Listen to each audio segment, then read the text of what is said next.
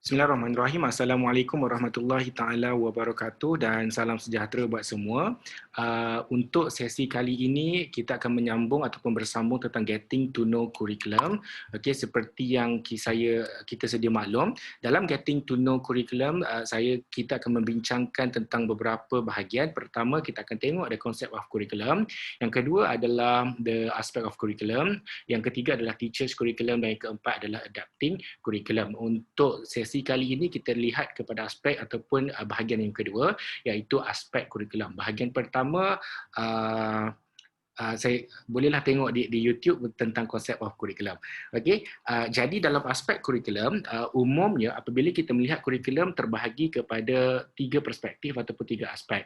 Pertama adalah formal curriculum, yang kedua adalah informal curriculum dan yang ketiga adalah hidden curriculum. Kita selalu dengarkan kita selalu dengar both formal and informal curriculum. Tapi sebenarnya ada satu lagi aspek iaitu hidden curriculum. Okey, jadi apakah perbezaan di antara ketiga-tiga aspek ini, formal, informal dan hidden?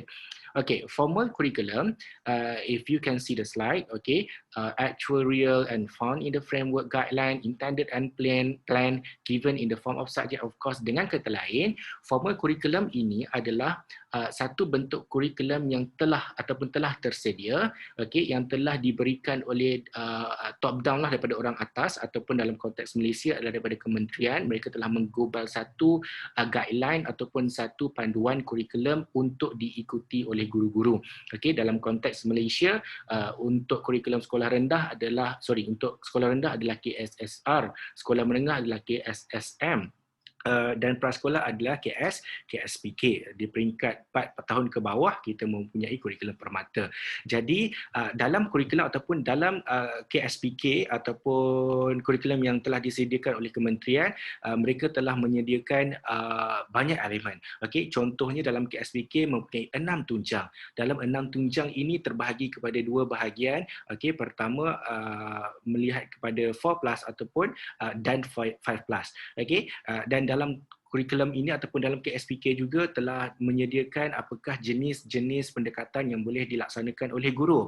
Okey, serta learning resources. Okey, bagaimanakah ataupun apakah learning resources yang bersesuaian yang perlu diberikan kepada kanak-kanak ataupun pelajar. Dengan kata lain, melalui formal kurikulum seluruh Malaysia, tak kisahlah anda berada di mana, di luar bandar, di bandar, okey, dan di sebagainya, di negeri apa pun, okey, menerima satu bentuk kurikulum yang standard, satu bentuk kurikulum yang sama. Okey, kalaulah hari ini kita belajar mengira dengan menggunakan kalkulator contohnya, okey, di negeri lain pun menggunakan kalkulator ataupun bukanlah kalkulator, kalaulah di negeri ini menggunakan konsep phonics, okey, di negeri lain pun menggunakan konsep phonics untuk literasi awal, okey, ataupun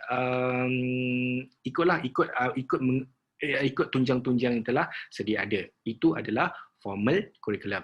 Yang kedua adalah informal curriculum. Informal curriculum ni it is beyond than the formal curriculum. Dia macam curriculum tapi sebenarnya dia dapat the content of the curriculum is the content of knowledge yang hendak diperoleh itu adalah beyond rather than by using the formal curriculum. Okey, contohnya melalui aktiviti yang non akademik ataupun kita panggil dia sebagai co-curriculum activities, ataupun di peringkat sekolah kita mempunyai persatuan-persatuan ataupun kelab-kelab. Okey, jadi melalui informal ataupun melalui aktiviti-aktiviti seperti ini, kanak-kanak ataupun pelajar dapat memperkembangkan diri ke arah untuk mempertingkatkan kemahiran insaniah ataupun soft skill ataupun kemahiran-kemahiran lain secara informal ataupun secara tidak formal. Ia tidak berlaku di dalam kelas, okey, tapi berlaku melalui aktiviti-aktiviti co-curriculum yang lain. Okey, adakah perlu formal curriculum, informal curriculum ini? Kita katakan perlu. Okey, sebab apa? Ia merupakan satu bentuk enhancement ataupun satu bentuk add-on tambah nilai kepada formal curriculum yang sedia ada. Kalau kita menumpukan terhadap formal education atau formal curriculum semata-mata, maka ia tidak cukup. Okay, sometimes benda kanak-kanak ataupun pelajar tidak dapat elemen-elemen ataupun kemahiran-kemahiran tentu dengan melalui formal curriculum. Sebab itulah kita mempunyai pelbagai lagi bentuk pedagogi ataupun pendekatan seperti project based, seperti menggunakan tugasan berkumpulan ataupun tugasan berpasangan, ataupun dengan menggunakan cybergogi ataupun online learning, okay, untuk mempertingkatkan teknologi ataupun ICT literacy. Okay, so semua ini ataupun kebaikan-kebaikan yang tidak diperoleh daripada formal tapi dapat dicakupi oleh informal curriculum. Kita pergi kepada the third curriculum, which is hidden curriculum. So hidden curriculum ni tak ramai orang bincang. Tak ramai orang bincang sebab apa? Kita tak nampak kesannya ataupun dia punya implication terhadap perkembangan kanak-kanak itu sendiri. Tapi percayalah, hidden curriculum ini mampu merubah kanak-kanak bukan sekadar dari segi dia punya perkembangan ataupun intelektual, tapi dari segi sosial emosi ataupun dari segi behavior ataupun tingkah laku. Okey, contohlah hidden curriculum ni macam mana? Saya bagi satu contoh. Hidden curriculum ni contoh apabila guru mengajar di dalam kelas, and then guru bagi semua. Okey, menggunakan teacher centered, bagilah A, B, C, D sampai habis. Okay, so dalam konteks ini, kanak-kanak tidak dibenarkan ataupun kanak-kanak tidak digalakkan untuk menanyakan soalan. Itu dalam culture kita. Okay, jadi apa yang kanak-kanak dapat daripada teknik ataupun pendekatan tersebut? Kanak-kanak tahu, okey, di dalam kelas hanya guru sahaja yang boleh bercakap. Bila guru sahaja boleh bercakap dan kanak-kanak tidak boleh campur tangan, maka kanak-kanak akan menjadi pendiam secara natural. Okey, kanak-kanak akan menjadi pasif secara natural, dan kemahiran-kemahiran ini tidak diperoleh sebab ataupun kanak-kanak sedar dalam konteks pembelajaran dan pengajaran kanak-kanak perlu diam. Ini adalah hidden ataupun benda yang tersorok apa yang kanak-kanak tu telah belajar. Ataupun contoh lain, kenapa guru-guru tidak boleh mengamalkan favoritism ataupun suka terhadap kanak-kanak tertentu dan neglect, mengabaikan kanak-kanak lain. Okey, sebab apa? Kita takut, okey, apa yang kanak-kanak dapat jika guru-guru mengamalkan favoritism adalah mereka tahu, dalam sesuatu kelas ada orang value more than others. Macam contohlah, ada group A, ada group B, dan guru ini hanya melihat ataupun hanya nak fokus kepada group A sahaja. So dalam konteks ataupun apa yang kanak-kanak B ataupun kanak-kanak group B ni belajar, dalam konteks pembelajaran, kanak-kanak ataupun there is two groups yang akan melebihi grup-grup yang lain. Dan ini berlaku secara tidak langsung ataupun ini berlaku secara tidak dirancang. Guru tak rancang untuk kanak-kanak berfikir secara itu. Okay? Dan kanak-kanak pun tak rancang untuk berfikir secara itu. Tapi ia berlaku. Pemikiran itu berlaku. Remember, okay? Tujuan kita belajar adalah untuk kita berfikir. Okay? Kalaulah kita berjaya berfikir, tak kisahlah kita berfikir secara positif ataupun negatif, maka pembelajaran telah berlaku. Dalam konteks hidden curriculum, kanak-kanak ini berfikir, kalau guru mengamalkan favoritism, maksudnya dalam konteks pembelajaran dan pengajaran, ada orang ataupun ada sesetengah grup akan melebihi grup-grup lain. Okay? Dan mengabaikan dan mereka merasakan, kita tidak digemari ataupun kita tidak difokus, tidak diberikan fokus yang lebih oleh guru. So ilmu-ilmu ini ataupun pembelajaran-pembelajaran ini adalah pembelajaran-pembelajaran yang tersembunyi yang kadang-kadang dalam konteks all the entities tak realize benda ini telah berlaku. So there are the differences between the formal, informal and hidden curriculum. So untuk curriculum, okay, tadi kita belajar 3 kan, formal, informal dan hidden. Kita tak boleh nak isolate ataupun nak membezakan, okay, hari ini kita nak belajar menggunakan formal curriculum. Hari ini saya nak guna informal curriculum. Hari ini saya nak guna hidden curriculum. Ia tidak berlaku semudah itu. Okay, sebab rather than isolation, kita menggunakan the combination of the aspects of the curriculum. Kita guna formal, kita guna informal, kita guna hidden curriculum dalam satu pembelajaran yang serentak, ataupun kita gunakan tiga-tiga aspek itulah apabila kita berdepan dengan pelajar-pelajar kita. Okay, so seterusnya, dalam Elliot Ashner kategori ini telah mengkategorikan kurikulum ini terbahagi kepada dua. Pertama adalah eksplisit, yang kedua adalah implisit. So apakah perbezaan eksplisit dan implisit? Eksplisit ni dia senang, explicitly communicated and observable. Apa benda yang kita ajar dekat student, itulah dia. Okey, ataupun apa benda yang kita observe dekat student, itulah dia. So dia tak ada tambah-tambah, tak ada dia tak berfikir secara what we call as secara secara mendalam ataupun secara tidak sedar. Okey, apa yang kita nampak itu yang kita apa yang kita nampak kepada kanak-kanak itu yang mereka belajar. Contohlah bila kita benarkan kanak-kanak itu kita berikan permainan puzzle. Okey, secara eksplisitnya kita nampak apabila kanak-kanak itu berjaya mencantumkan puzzle-puzzle yang kita berikan. So explicitly kita kata kanak-kanak itu dah berjaya untuk membuat satu puzzle yang lengkap. Tapi ia berbeza dengan implicit. Dalam implicit, ia adalah satu bentuk intended, extend to what happened in the classroom and display serta sabel. Macam contoh dalam Elliot Ashner ni dia berkaitan dengan hidden curriculum. Okey, walaupun kita intended, kita merancang sesuatu pembelajaran, okey, tapi dalam masa yang sama ia memberi message yang subtle, message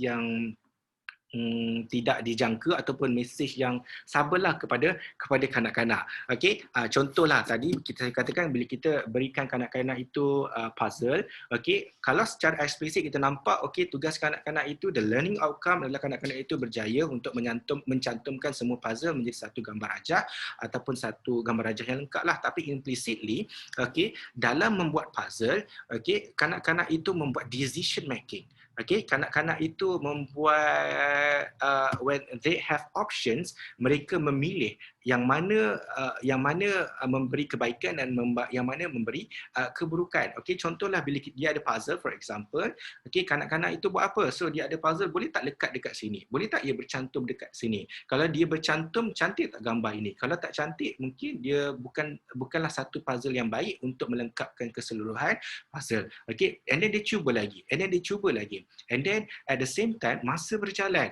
okey, kita tak tahu dia punya tahap, dia punya fokus tu, dia prolong ataupun lama ataupun tidak. Kita tak tahu tahap keputusasaan kanak-kanak itu, bagaimana the resistance, okey, ketahanan mereka untuk menyempurnakan puzzle itu sendiri. Okey, benda ini ataupun elemen-elemen inilah kita katakan hadir secara implisit. Benda yang kita tak jangka, okey, benda yang datang tak jelas, benda yang datang tapi ia tak jangka. Okey, itu yang dikatakan sebagai kategori yang dikatakan oleh Elliot Ashner. Okey, so ini kata-kata ni lah implicit significant. Okey, macam contohlah dalam konteks bilik darjah, kita tak tahu yang gambar ataupun poster yang kita tampal dekat sekeliling kelas kita atau memberi implikasi yang positif terhadap kanak-kanak. Contohlah kita tampal gambar kanak-kanak, gambar haiwan, kucing, anjing, tikus, arnab dan sebagainya di sekelilingnya. Kita tak tahu the pace environment yang kita tampalkan kepada kanak-kanak itu sendiri akan memberi subtle message kepada kanak-kanak secara tidak langsung ataupun secara tidak sedar. Sebab apa? Bila kanak-kanak itu berada dalam bilik darjah, mereka akan lihat sekeliling. Okey, kita nampak arnab, kita akan nampak kucing, kita akan nampak ular, kita akan nampak dan sebagainya. Okey, so benda-benda ini datang secara tidak langsung. Okey, ataupun bila kanak-kanak itu menulis dan duduk di atas meja dan kerusi. Okey, bila duduk atas meja dan kerusi yang bersaiz kanak-kanak, and then kanak-kanak itu menulislah macam biasa. Okey, jadi secara tidak langsung apabila kita menggunakan kerusi dan meja yang bersaiz kanak-kanak ataupun child size furniture, okey, ia memberi keselesaan kepada kanak-kanak. Bukan sekadar keselesaan semata-mata. Ia memberi satu kekuatan ataupun it improve the physical development of young children in terms of both the large muscle and then the small muscle as well. Okay, berbanding apabila mereka menggunakan meja dan kerusi yang bersaiz dewasa, ia akan menyukarkan kanak-kanak. Okay, jadi penggunaan furniture ataupun penggunaan anything yang membentuk learning environment, okay, Sebab itu learning environment is very important, sebab learning environment ni akan memberi kesan yang implisit terhadap kanak-kanak, perkembangan kanak-kanak dan pendidikan mereka. So ini yang dikatakan oleh Elliot Astner terhadap implicit significant dalam kurikulum. Okey, jadi bila kita tengok dekat sini, okey, aspect of curriculum in perspective. Okey, kita sebenarnya imagine you are being a teacher. Okey, dalam konteks kalau kita tengok classroom, okey, bawah atas ni adalah classroom, bawah ni adalah school organisation. Dalam classroom kita ada formal education. Nak tak nak kita kena follow KSPK. Percayalah, okey, akta kanak-kanak ataupun peraturan yang ditetapkan, peraturan taska, okey, kita perlu mengikuti guideline ataupun kurikulum yang telah disediakan oleh KPM, Kementerian Pendidikan Malaysia. Okay, so all these kementerian, KSPK adalah berbentuk formal, dah bagi dah. Okay, dah bagi semua benda dah. Tapi pada masa yang sama, kita nak mengamalkan implisit. Kita tak nak mengamalkan secara eksplisit sahaja. Kita nak gabungan formal ini, okay, memberi kesan yang implisit terhadap perkembangan kanak-kanak. Itu yang pertama. Okay, as a teacher, cuba kalian bayangkan macam mana kita nak buat aktiviti-aktiviti ataupun sesi PDP ataupun PDPC ataupun PDPR kepada kanak-kanak dalam bilik darjah dengan menggabung jalinkan formal serta implisit, pendekatan yang implisit. Okay. Yang kedua, as a school organisation, you are going, mungkin in future awak adalah pengusaha tadika ataupun taska. Okay, awak akan jadi owner, awak akan jadi principal, awak akan jadi superior, supervisor di peringkat prasekolah contohnya. Jadi di peringkat prasekolah pun sama juga. Nak tak nak kita perlu mengikuti formal kurikulum yang telah diberikan oleh state ataupun di peringkat atasan, which is KSPK. Okay, dan pada masa yang sama kita perlu mengamalkan implicit education ataupun implicit approach supaya pendekatan ataupun kesan yang diberikan kepada kanak-kanak itu lebih baik ataupun dan lebih efektif terhadap perkembangan dan pendidikan mereka. Jadi melalui konsep ini ada 4 different curriculum in use. Okay, bila kita bercakap tentang kurikulum dari peringkat atas hingga peringkat bawah, maka ada 4 jenis kurikulum yang selalu kita kaitkan. Pertama adalah the official curriculum, the second one is the taught curriculum, yang ketiga adalah the learned curriculum, dan yang keempat adalah tested curriculum. Apakah perbezaan di antara keempat-empat ini? The official curriculum is very easy. Okay, anything yang diberikan oleh government ataupun anything diberikan oleh PPD, okay, pejabat pendidikan daerah, okay, dan sampai ke sekolah, dan sekolah kena follow, itu adalah kita katakan sebagai official curriculum. The taught curriculum adalah kita merujuk kepada guru. Guru itu mengajar. Bila dia dah dapat KSBK, apakah tugas guru? Kita melihat kepada responsibility dan tugas guru untuk menggunakan kurikulum yang sedia ada dan menyampaikan kepada anak murid mereka. The learn curriculum merujuk kepada kanak-kanak. Okay? Kanak-kanak ataupun pelajar. Apa pula yang mereka terima? Tadi the taught curriculum merujuk kepada guru yang menyampaikan. Dan yang ketiga, the learn curriculum. As a kanak-kanak, apa yang kanak-kanak ini dapat sebenarnya? Dia dapat tak apa yang guru belajar? Mungkin dia dapat secara informal, mungkin dia dapat secara hidden, yang seperti kita bincangkan awal-awal tadi. Dan yang keempat, dalam tested curriculum, dia macam ni. Dalam tested curriculum, dia berhubung rapat dengan the official curriculum. Government nak, okay, kanak-kanak ini pandai 4M, membaca, mengira, menulis serta menakul. Okey, di akhir pembelajaran ataupun di akhir persekolahan, kanak-kanak ini mencapai apa yang telah dipinta ataupun apa yang telah dipandu, diberi guideline oleh government, apa yang government nak lah, 4M tu lah. Okay? So, dan mengabaikan taught dan mengabaikan learn. Macam kita cakap tadi kan, as a teacher, kita rasa nak buat, kita nak jadi a bit creative, dan then dalam kreatif ni kadang-kadang kita tak capai silibus tertentu. Lagi-lagi dalam konteks PKP ni ataupun dalam konteks MCO PKP ni, kita tak boleh nak habiskan silibus. So kita kena lakukan pendekatan yang sedikit berbeza as long as kanak-kanak itu belajar. Tapi ia tidak berlaku di peringkat official. Kanak-kanak di peringkat learn pun sedikit berbeza. Kita bagi contoh-contoh seperti contoh-contoh di kawasan bandar. Bagaimana contoh-contoh di kawasan luar bandar ataupun sebaliknya. So, government tak nak tahu. Okay, for your information, government tak nak tahu the thought curriculum, the learn curriculum, tapi dia nak tahu yang di hujung sekali, the tested curriculum. So inilah inilah situasi yang berlaku dalam konteks public education di Malaysia. So di akhirnya kita nak tengok PISA punya result berapa, kita nak tengok